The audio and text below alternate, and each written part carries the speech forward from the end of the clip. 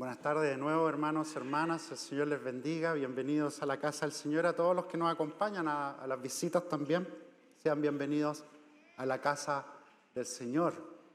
Es bueno estar juntos, es bueno habitar juntos, como decía el pastor Marcelo, y ver cómo el Señor va trabajando en nuestras vidas. No tenemos que tener duda de que Dios está trabajando en medio de nosotros y que está mostrando su voluntad y que está mostrando con su espíritu, inspirándonos a crecer, a seguir avanzando, a fortalecer las convicciones y sobre todo a vivir el día a día, que a veces es tan difícil, que se coloca tan difícil, nos cansamos, nos enojamos, algunos se frustran y aún así el Señor está aquí presente con nosotros, ayudándonos a salir adelante. Y como yo les decía hace un tiempo atrás, vamos a tener una serie de mensajes que tienen que ver con la palabra de Dios. ¿Cuál es el significado y la importancia de la palabra de Dios para nuestras vidas? ¿Qué lugar ocupa en la vida de nosotros, en el día a día, en nuestra agenda? Y partiendo también de la base que en los meses de enero y febrero estuvimos hablando de la primera epístola de San Juan, ¿no es cierto? Y ahí aprendimos varias cosas que tenían que ver con la forma en que Dios se relaciona con nosotros. Ahora, en ese sentido, uno podría volver a preguntarse sobre la verdad, porque nosotros una de las cosas que decimos de la Biblia es que es verdad. Nosotros no creemos que son puros cuentos, fantasías, mitos, sino que la palabra de Dios es verdadera. Y en ese sentido uno puede volver a pensar eso y empezar a pensar a nivel social cómo está la sociedad y cuáles son las creencias que se ven en la sociedad contemporánea en la que estamos. Y fíjense que yo tengo 3 ideas como introducción para plantearles. Con respecto a lo que podemos ver en la sociedad hoy día. Primero, algo que cuestiona la veracidad de la Biblia, en algunos casos, no estoy diciendo en todos, es cuando se cree que solamente el conocimiento científico es el verdadero, pero el conocimiento científico me refiero a los hechos, lo comprobable racionalmente. Porque cuando uno dice eso, que solo lo que puedo demostrar físicamente, llamémoslo así, es lo verdadero, no le dejamos espacio a lo sobrenatural. Como que lo eliminamos, como que lo apagamos. Entonces esa es una de las creencias que hoy en día está muy difundida en nuestra sociedad. La fe, diría yo, así lo voy a decir así, la fe en la ciencia. La fe en la ciencia. Y todo lo que hacemos muchas veces tiene que ver con eso, ¿no es cierto? O sea, si no me lo dice un científico, entonces no es verdad. Y nos cerramos a otras formas de verdad también, que tienen que ver con lo sobrenatural y que tienen que ver con otras experiencias del ser humano. Segundo, el escepticismo extremo que a veces se vive en la sociedad. Yo no sé si ustedes conocían la palabra escepticismo, pero tiene que ver con la duda, aquel que duda de todo lo que existe, a cada momento está dudando. Y fíjense que mucho de nuestra sociedad funciona así, con la duda. ¿Pero eso será así o no, como me lo están diciendo? Y personas que en su mente siempre están dudando de cada cosita que les dice. Incluso a veces nos dejan en la desesperanza, porque se duda de todo, ¿no es cierto? Porque si todo se puede dudar, entonces ¿de qué nos tomamos? A eso yo le llamo escepticismo extremo. Y tercero, con todo lo que son espiritualidades alternativas, yo no quiero entrar en un debate de decir esto es malo, porque no queremos atacar a nadie. Pero por otro lado, queremos decir que hay espíritus que hay hoy en día que vienen de todos lados y que a veces se mezclan y nos entregan una suerte de verdad. En algunas de esas corrientes espirituales, por ejemplo, se dice que los seres humanos tienen la capacidad por sí mismos, con su propia voluntad y fuerza, de alcanzar un estado espiritual más alto. Inclusive algunos llegan a enseñar que el ser humano es Dios, o son dioses, y que podemos ir con la pura fuerza de nosotros mismos, ir avanzando y llegando a un escalón espiritual superior. Insisto, yo no quiero criticar en este momento, pero sí hacer un poco de análisis social, que tiene que ver, como dijimos, el valor o el excesivo valor que a veces se le da a la ciencia. No estoy diciendo que eso sea malo, porque mucho del progreso, de la tecnología que tenemos, es producto de la ciencia. Entonces tenemos que agradecer por eso. Pero cuando se llega a un extremo, perdemos algunas cosas que son importantes para el ser humano, por ejemplo, la espiritualidad y lo sobrenatural. Segundo, esa duda constante, que todo lo duda, que también hace mal. Y tercero, espiritualidades que en el fondo muestran poca dependencia de la divinidad, sino que lo colocan todo en la fuerza interior del ser humano. Entonces eso tenemos que tener cuidado, y la Biblia nos dice varias cosas al respecto, porque cuando uno se encuentra en esas corrientes, yo he pasado por varias de esas, les cuento que yo también de alguna manera he pensado así, en varias de mis etapas de vida.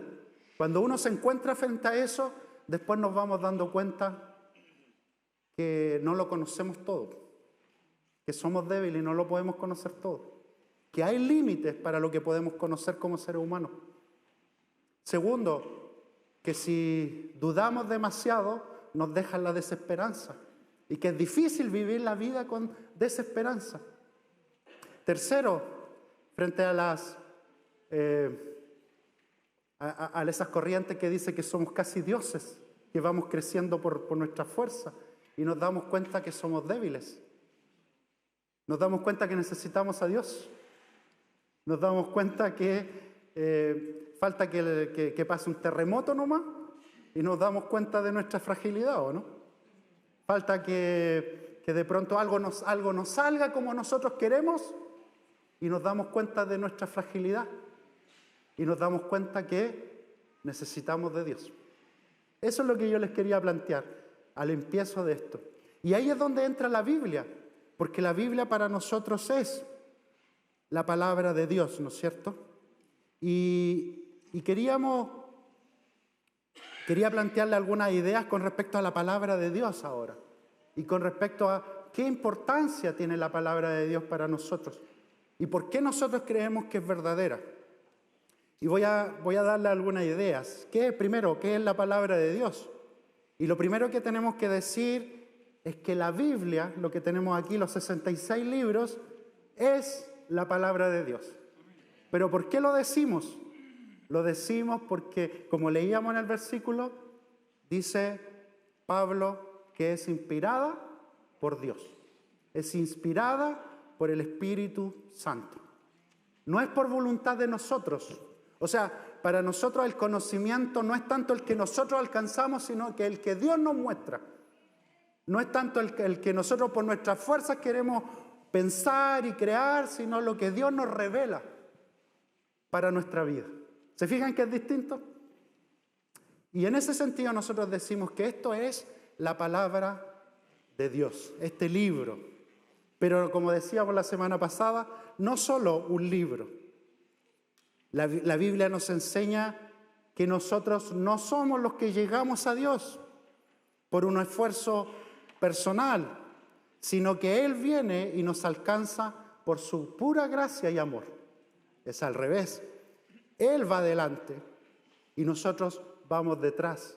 Y en ese sentido Dios nos alcanza y viene al mundo y se hace presente. Una vez una profesora, cuando yo hacía clases, colega y amiga, me decía, pero es que parece que Dios nos halla como una especie de personas no capaces, y que necesitamos de Dios como un peldañito, una escalera para poder llegar a Él. Y yo les decía, bueno, ese no es el mensaje del Evangelio. El mensaje del Evangelio es un Dios grande, creador de todo lo que existe, que por su amor y por su gracia viene a nosotros y nos alcanza donde nosotros estamos. Es harto distinto el mensaje, ¿no es cierto? Es por amor que Él viene al mundo y nos alcanza y quiere reconstruir esa relación que nosotros teníamos perdida y la quiere reconstruir con Él. Entonces Dios se comunica para tener una relación con nosotros y mostrarnos quién es Él, quiénes somos nosotros. Él nos alcanza por su gracia. Dios nos alcanza por su pura gracia. En su amor Dios nos dejó los escritos bíblicos como una parte de su relación con nosotros, pero también para la administración del mundo que Él creó. Dicho de otra forma, esto es parte de la administración de Dios, la forma de mostrar su voluntad. ¿A quién le gusta la administración aquí? Bueno, yo sé que varios de ustedes han estudiado o estudian administración o algo relacionado, pero todos administramos un hogar, ¿no es cierto? De alguna manera, excepto los más jóvenes. Y sabemos lo que significa administrar un hogar, porque el dinero, uno le explica esto a los jóvenes, no crece en los árboles, entonces hay que ganárselo. Y como dice la Biblia, con el sudor de la frente. Y hay que administrar, ¿no es cierto? Dios hace lo mismo con la creación. Él administra. Y como forma para poder administrar esa creación, nos da también un mandato, que nosotros administremos esa creación y eso que Él nos ha dado. Y para hacer eso, Dios nos deja este libro. ¿Amén? Esa es una de las partes de qué es lo que es la Biblia. No es todo, pero es una de las funciones de la Biblia. El pasaje que muestra Timoteo, como lo leímos, se muestra que Timoteo conocía las Escrituras desde su juventud, por lo tanto hay que dedicarle tiempo, meditación, trabajar con la Biblia, pero trabajar y meditarla para que la podamos encarnar, que se haga parte de nuestras convicciones y conductas. No solamente relacionarnos con ella como un manual de instrucciones, que algunos ni siquiera lo leen. Se dice de los chilenos que cuando vamos a armar algo, ¿no es cierto?, y viene el manual, uno no lo lee porque uno es más inteligente que el manual, ¿no es cierto? Y después cuando la cosa nos resulta mal, hoy nos acordamos del manual. ¿Le ha pasado eso, no? Ahí al final, cuando la cosa no resultó, ya voy a leer el manual y ahí me di cuenta que la cosa estaba... ¿Les puedo contar una perdida con respecto a eso? Que una vez recibí mi lavadora cuando volví, ¿no es cierto? Me estaba instalando en el departamento donde estoy y había un gaffiter que estaba trabajando en la cocina porque le tenía que cambiar los quemadores, etcétera, etcétera. Y yo me pongo a lavar en mi lavadora, pero no le saqué los pernos esos de anclaje que traen cuando los transporto. Porque no leí el manual. No leí el manual. Y de repente empieza a pegar como, digamos, se empieza a mover fuertemente y unos ruidos que hacía. Y el gaffiter, como estaba ahí y me vio, lo fue a ver la lavadora y me dijo, no, pues señor, me dijo, no le sacó los pernos. Él se dio cuenta al tiro. Y me dijo, en una de esas capaz que se la echa, me dijo. Se la echa a perder, no sé. La ropa. Así que, pero a muchos nos pasa eso. ¿Cuándo nos acordamos de la Biblia? Cuando ya estamos con el agua por acá arriba, ¿no es cierto? Y nos está pasando. Y ahí nos acordamos de la Biblia. La Biblia es algo central para nosotros. Algo central. Que no podemos acordarnos de ella solamente en los momentos de dificultad. O cuando algo no nos resultó como nosotros queríamos, entonces, ahora voy a buscar la voluntad de Dios. Nosotros tenemos que vivir en la voluntad de Dios. Vivir en ella. No buscarla, sino vivirla constantemente. Y buscarla en la Biblia, siempre. Por lo tanto, ahí es donde hallamos sabiduría. Pablo les dice, oye, ahí vas a hallar la sabiduría necesaria para ser salvo mediante la fe en Jesucristo. Pero ahí está esa sabiduría que necesitamos para vivir la vida. Y todos sabemos, como dice el Proverbio 1:7, que la sabiduría comienza por el temor del Señor, o sea, por el respeto a Él, por el honrarlo a Él. Esa es la sabiduría verdadera. Por lo tanto, la sabiduría verdadera se encuentra en la Biblia y es una perla que hay que descubrir. Tenemos que descubrirla. No va a pasar por osmosis a nosotros. Que se va a Ojalá fuera así, ¿no es cierto? Como las aplicaciones de hoy día en los celulares, que uno baja la aplicación y está listo. No es así, ¿no es cierto? Tenemos que darle tiempo a esto, darle mucho tiempo.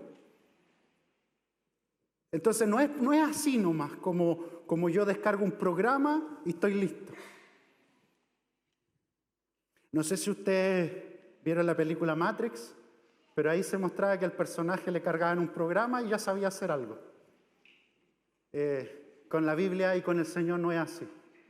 El crecimiento y la madurez espiritual es un proceso que toma tiempo y toma esfuerzo de nosotros, pero son esfuerzos y fuerzas que el mismo Señor nos da a través de su Espíritu. Entonces también quería señalar en ese sentido que la Biblia nos capacita para hacer el bien al final, ¿no es cierto? Cuando dice en el pasaje 17, que va a ser proyectado ahí, por favor, para que el siervo de Dios esté capacitado para toda buena obra, para hacer el bien. Si queremos estar capacitados para hacer el bien, tenemos que ir a la Biblia y como resultado tiene que dar buenas acciones de servicio en la comunidad, en nuestros hogares, en el vecindario, en la sociedad. Y tenemos que hacer ese bien. Ahora nosotros decimos por lo mismo que la Biblia es infalible, que no se equivoca en temas de doctrina. Eso significa infalibilidad, que no se equivoca. Y nosotros creemos que la Biblia no se equivoca. Creemos en un Dios que se revela progresivamente, desde el Génesis hasta Jesucristo. La mayor manifestación de la revelación de Dios está en Jesucristo, pero se va revelando de a poco, progresivamente en la historia, hasta que encarna el Hijo de Dios. Por lo tanto, es infalible. Como decían antes, y muchos de ustedes aprendieron, la Biblia es nuestra regla de fe y práctica, que significa lo que creemos, nuestras convicciones, pero también lo que hacemos. Y finalmente, quería explicar esto en este punto. Siempre me molestan por eso, el tema de y finalmente, pero esto tiene que ver con este punto. Tiene autoridad apostólica. Vamos a dedicarle un sermón solo al tema de la autoridad, pero por ahora quería decir eso. ¿Por qué creemos que la Biblia tiene autoridad? Porque la escribieron los apóstoles o algunos que estaban cercanos a los apóstoles. Fíjense que no hay otro libro humano escrito que diga, por ejemplo, como los profetas decían, palabra del Señor, un mensaje que venía de Él. Después la palabra misma en Jesucristo encarnada. Esa es la diferencia, porque nosotros creemos que esto es palabra de Dios, Dios mismo hablándonos a nosotros, hablándole a su pueblo en la antigüedad y hablándonos a nosotros hoy día, que se aplica completamente. Esa es la Biblia. No comete errores y tiene autoridad. ¿Y qué? Segundo punto, la historia de Dios. Los 66 libros de la Biblia nos revelan la historia de Dios con su creación. Desde la creación, en el principio Dios creó los cielos y la tierra. Desde la creación hasta el final, cuando Él retorne de nuevo y haya una nueva creación, cuando todo se ordene completamente de nuevo. Y esa es nuestra esperanza. ¿Se fijan que la Biblia es una historia? Algunos le llaman la historia de la salvación. porque es Dios salvando al mundo, a las personas, y ofreciéndonos un plan para nosotros. Pero es la historia de Dios, mostrándose a nosotros, queriendo tener una relación con nosotros personal. Por eso nosotros podemos decir que es una historia en 66 libros, que son palabras de Dios en lenguaje humano, porque Él nos quiere alcanzar a nosotros. Es palabra de Dios en lenguaje humano, porque nos quiere hablar a nosotros, para que le entendamos. Por eso se traduce a diferentes idiomas, para que le podamos entender. Muestra el plan de Dios para la humanidad y todo lo que Él dice que pasó, está pasando, pero también va a pasar. Y nos adelanta la película, ¿no es cierto? Nosotros ya sabemos lo que va a pasar al final. Y Él nos adelanta eso. En ese sentido, entonces, si me permiten hacer un bosquejo, tenemos que conocer esta gran narrativa de la Biblia. Desde que Dios crea todas las cosas y nos muestra que Él las gobierna y que nos deja algo para que nosotros lo administremos. Desde que el ser humano se rebela contra Dios, después de que el ser humano se sigue rebelando contra Él, el tema del diluvio, la Torre de Babel, hasta que Él decide elegir a una persona que será el padre de su pueblo, Abraham. Y después ese pueblo queda en Egipto, ¿no es cierto? Y en Egipto crecen y ahí terminan siendo esclavos. Y al ser esclavos, el Señor nuevamente se acuerda de ellos y dice: hay que liberarlos, porque hay que formar a este pueblo. Y levanta ¿a quién? A Moisés. Moisés los libera al pueblo, el gran líder del pueblo de Israel los libera y pasan 40 años en el desierto. Algunos dicen que pasan 40 años en el desierto porque tenían que olvidarse de Egipto. Tenían que pasar por el desierto, porque no es fácil renunciar a los propios ídolos, a la seguridad, al confort. Entran en la tierra prometida. Tienen un tiempo medio desordenado con los líderes, se van, después vuelven a Dios, se retiran, se apartan, nuevamente vuelven a Dios, hasta que llega el tiempo de los grandes reyes, ¿no es cierto? Saúl, David y Salomón, los grandes reyes, y termina después el pueblo dividiéndose. Pero en medio de eso, de ese pueblo que a lo mejor a veces lo honra a Dios y otras veces no, que la Biblia nunca esconde la naturaleza humana y muestra crudamente cómo es el ser humano. En medio de eso, Dios mismo a través de los profetas les promete que vendría un Mesías, que vendría a encarnar y a salvar al pueblo, y finalmente eso ocurre cuando nosotros vemos los relatos ya de los evangelios. Y viene Jesucristo al mundo a salvar desde el comienzo. Juan el Bautista decía de Él que ese es el Cordero de Dios que quita el pecado del mundo. Y viene Jesús, y Jesús hace su ministerio, pero por su mismo ministerio, para perdonar esos pecados, tenía que Él ser sacrificado como un cordero. Nosotros a final de mes vamos a estar celebrando la Semana Santa, la muerte y resurrección de Jesucristo.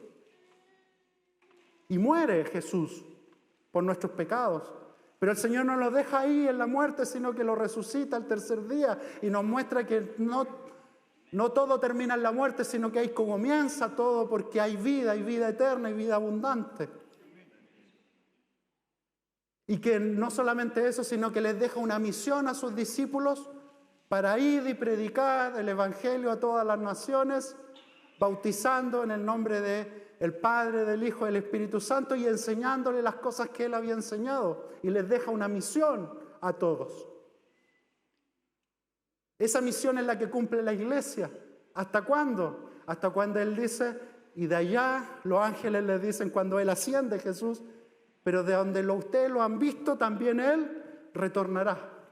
Y eso es lo que muestra algunos capítulos de los Evangelios, por ejemplo, como Mateo 24, 25, o como el Apocalipsis, que muestran a Jesús viniendo de nuevo, y triunfando sobre todo. Y ahí nosotros podremos decir que esa victoria que Él consiguió en la cruz se cumple completamente. Lo que los teólogos le llaman el ya y el todavía no del reino de Dios. El ya, lo que ocurrió, que Él murió y resucitó, ascendió, pero va a volver de nuevo y va a cumplir todas las cosas. Y tenemos que estar convencidos de ese mensaje, que Él viene de nuevo a ordenar la casa. Amén. Y viene de nuevo. Y fíjense que por qué nosotros volvemos al tema de la verdad. ¿Por qué nosotros creemos eso? Porque creemos que quedó escrito por testigos, por personas que conocieron eso. Hay un famoso caso de un periodista que escribió un libro que se llama El caso de Cristo. No sé si alguno de ustedes lo ha leído. Lee Strobel se llama él. Hay una película a propósito de él y que también se llama El caso de Cristo. Y ahí él muestra cómo él, tratando de refutar que Jesús había muerto y que había resucitado, tratando de refutar, se dio cuenta que las pruebas decían todo lo contrario. Que entre más trataba de refutarlo, más lo probaba y al final tuvo que concluir que lo más verdadero era que Jesús había muerto y efectivamente había resucitado. Y eso es lo que nosotros creemos. Eso es lo que nosotros creemos porque lo dice la Biblia, pero también podemos tener argumentos de otros lados para saber que efectivamente eso es una posibilidad verdadera. Tercero y último, para ser una iglesia bíblica, entonces, puesto que sabemos lo que es la Biblia, o vamos a ir construyéndolo a medida que vayan pasando estos mensajes, ¿qué significa ser una iglesia bíblica? Y muchos dicen que son iglesias bíblicas, o muchos dicen que quieren ser una iglesia bíblica. Nosotros declaramos nuestra identidad, que queremos ser guiadas por el Espíritu Santo, una iglesia guiada por el Espíritu Santo y una iglesia que obedece y que sigue a la Biblia. Eso es lo que nosotros declaramos, la palabra de Dios. Y lo primero que podemos decir es que tenemos que permanecer firmes en ella. Como se decía por ahí, que esto viene de Juan capítulo 15, sin Cristo nada podemos hacer, sin sus palabras nada podemos hacer. Ser una iglesia bíblica significa leerla en su integridad, como decíamos, toda la historia, desde el Génesis hasta el Apocalipsis. Meditarla y aprenderla. No es solo quedarse con algunos versículos sueltos, sino dedicar la vida a la meditación de la palabra de Dios y, por supuesto, a ponerla en práctica. El que es conocer la historia de Dios y la de la creación, con el fin, entonces, de ponerla en práctica.